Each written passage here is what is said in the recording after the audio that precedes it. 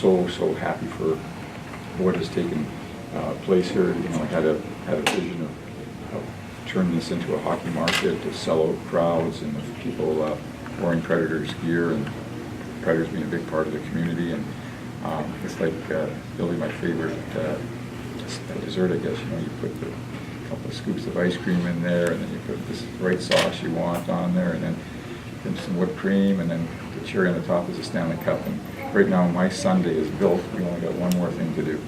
So again, thank you, everybody here, media, fans, our owners, you know, past, present, everybody that has anything to do with the Predators. This has been a terrific building process, and really happy to be part of helping grow, you know, hockey, and specifically the USA hockey, which has been fabulously. It's incredible the good of hockey in the time I've been in this sport. So very, very proud of whatever part I've had in it, and go USA. You know, this is obviously kind of a lifetime achievement award. I mean, I hope it's not the end of the lifetime achievements, but you know, it feels really good. It's really neat from a personal standpoint, because I have all my family here. Always my son and daughter, and my grandkids. And again, they've been a big part of this from a support standpoint, and also sacrificing. And you know, when after this takes a lot of time away, and when you have your full-time job at the Predators, and you volunteer to do something extra on your so-called time off. So I'm very, very fortunate with my family and the support I get, and I'm a lucky guy that I was born into a hockey family. So I have no regrets, and I have no complaints. David, you've worked with Jim Johansson in many things with USA Hockey. What do you think he'd make of what's being made about him? Kind of more in the background. Yeah, well, JJ's was a special guy. I mean, I got to know him really well. Obviously, starting in 1997 when he moved to Nashville. Probably a little known fact is that I actually hired JJ to work as a scout for the Predators in my first year. That kind of thing is not allowed now. That you can't have like working for one organization and another organization. But so JJ was really close with our organization. I just found his energy unbelievable. I found his personality, his attitude, his upbeatness to be second to none. He was always fun to be around. When you go to those tournaments, and hockey's a late night sport, so you stay up late at night and talk and go to bed, see you in the morning. I did this 15 different things international with him. I never beat him out of bed in the morning. I mean, the guy had boundless energy, totally positive all the time. You know, if you can choose the type of people that you'd like to be around on a daily basis, Jim Johansson would be right at the top of the list.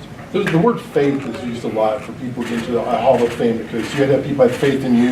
You'd have a lot of faith in people that you've hired throughout the years. How important is to have that in what you're doing now, and you get an honor tonight? Yeah, maybe it's a combination of also having a little bit of luck along the way. I don't know if I believe in luck, but I know you got to have it along the way. But you know, you got to surround yourself with the right people, both in your staff, and you have to have.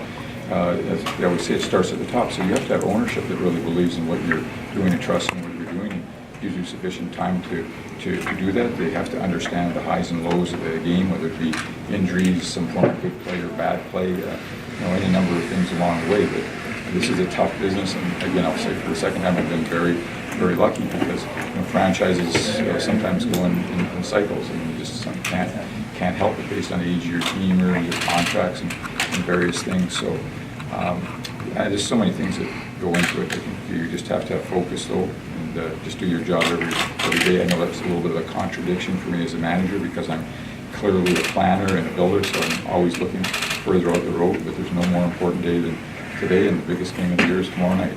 So that's how we have to think. One of the aspects of USA Hockey Hall of Fame is, of course, it's a traveling event. What does it mean that it's in your backyard this year?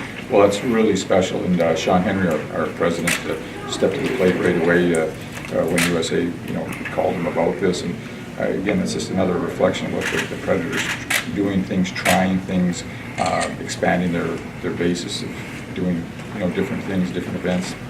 I'm told that it's sold out tonight here in the ballroom. In February, the Predators organization is bringing in the women's hockey, the NWHL, which is the first time for their All-Star game, and that's going to be really interesting to see how that goes, and how many people we get to attend that.